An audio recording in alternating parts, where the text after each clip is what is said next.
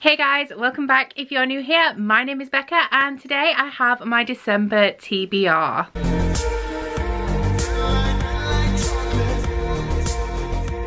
So, as you may be able to tell, we've had some background change, although that was in my last video.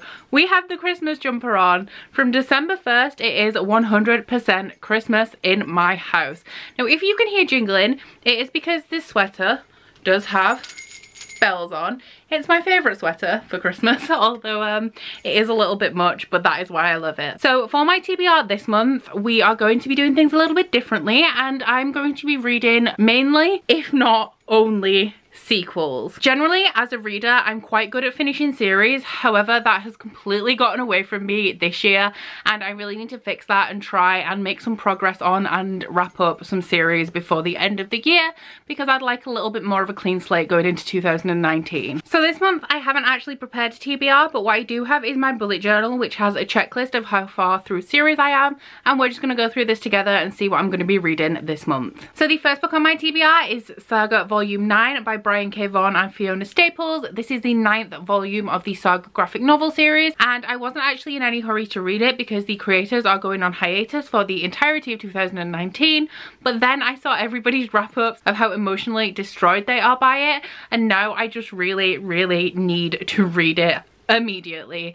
So I am going to order that and get that done this month. If you don't know, Saga is a sci-fi graphic novel series that is kind of like Romeo and Juliet set in space. You follow two aliens who have fallen in love, but they are from warring planets, and so people from the planet send mercenaries after them to kill them because they don't think that they should be together. This story is told from the perspective of their baby daughter as like a story of her life, and I just find it really compelling, really emotional, and it's also really weird. The next book on my TBR is going to be Hero at the Fall by Alwyn Hamilton. This is the last book in the Rebel of the Sand series, which I really enjoyed, and this is a young adult desert fantasy series that follows a young girl from this dusty dead-end town in the desert who is trying to get away before her aunt and uncle set her up in an arranged marriage. One day this mysterious foreigner blows into town and he sweeps her away on an adventure of sultans and rebellion and genies, and it's just really fun, really fast-paced and really atmospheric, and I really like this series.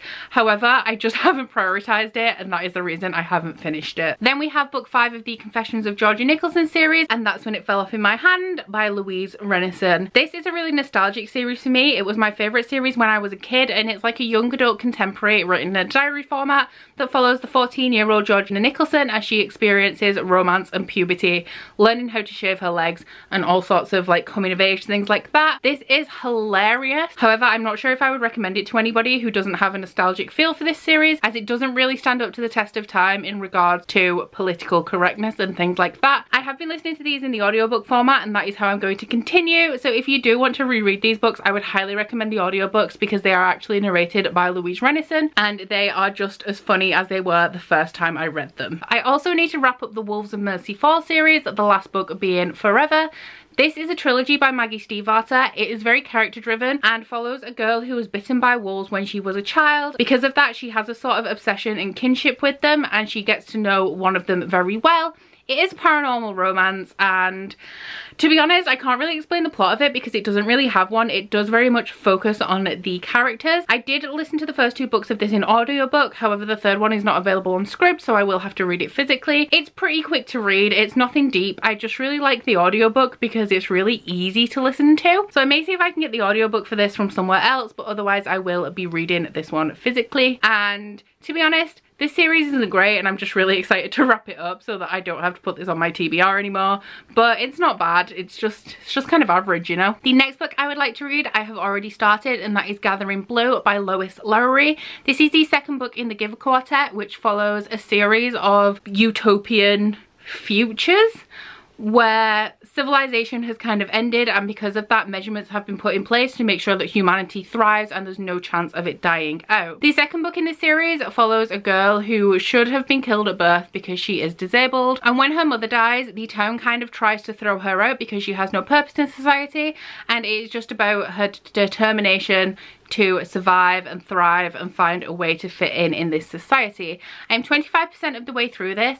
It is only about 250 pages, so I'm pretty confident I can get it done as long as I power through it and don't let it slip by the wayside. I'm also going to be reading P.S. I Still Love You by Jenny Han this month.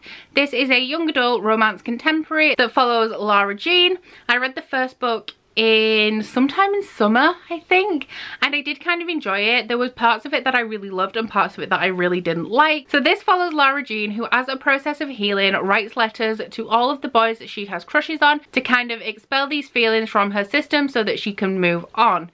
However, one day all of her letters accidentally get mailed out, and this kicks off a chaotic series of events and also leads into a fake dating sort of scenario, which I really love. However, Lara Jean's family I didn't love quite as much, and that is one of the reasons that I haven't pursued this yet, but I will try and get it done in December. And then lastly, the book that I'm probably most excited to read this month is Kinslayer by J. Kristoff. This is the second book in the Lotus War trilogy. I read the first book in October, and you will be seeing my full thoughts on that soon. However, spoiler alert, I absolutely loved it and may even enjoy it more than Nevernight, which is saying a lot coming from me. So this is a steampunk dystopian set in Japan, and it follows this girl who is the daughter of a huntsman. And in this society there is a lot of pollution due to the lotus fumes that are being expelled by literally everything. They use lotus for everything. They use it to fuel their machinery, they smoke it. There's an epidemic going around called black lung, which is kind of like lung cancer and killing off the population, and as a result of this, nature is dying and most animals are extinct. However, the shogun of this country has decided that he wants this big flying mythical beast to ride around on, and so he sends the main character and her father on this impossible journey to recover the animal. They think it's a suicide mission because they don't think it exists, and if they come back empty-handed, they are going to be killed, but they go regardless because they don't have any choice. My favourite part of this was the relationship between the main character and the mythical creature, which, spoiler alert, they do find, although it's not really a spoiler. I think it says it in the synopsis of the first book. So this is the continuation of this series, and after where the first book left off, I am super excited to get into it. J. Kristoff is known for the brutality in the way that he just kills his characters and can weave like a really good story despite killing literally everyone. So I'm a little bit scared but super excited because I absolutely love the first book in this series and I need to continue. But that is everything for my December TBR. Please let me know if you have read any of these series and which ones were your favourites. Please don't forget to like this video if you liked it and subscribe if you want to. If you head into my description box, you'll find a link to my Goodreads, Instagram and Twitter if you'd like to follow me on any of those, as well as a link to my Bookish body butter and candle website, the Instagram for that, and a 10% off discount code. But that's it from me today. Bye! Oh, you bite your friend like chocolate. You say you will go where nobody knows, with guns hidden under our petticoats. We're never gonna quit it, no, we're never gonna quit it, no.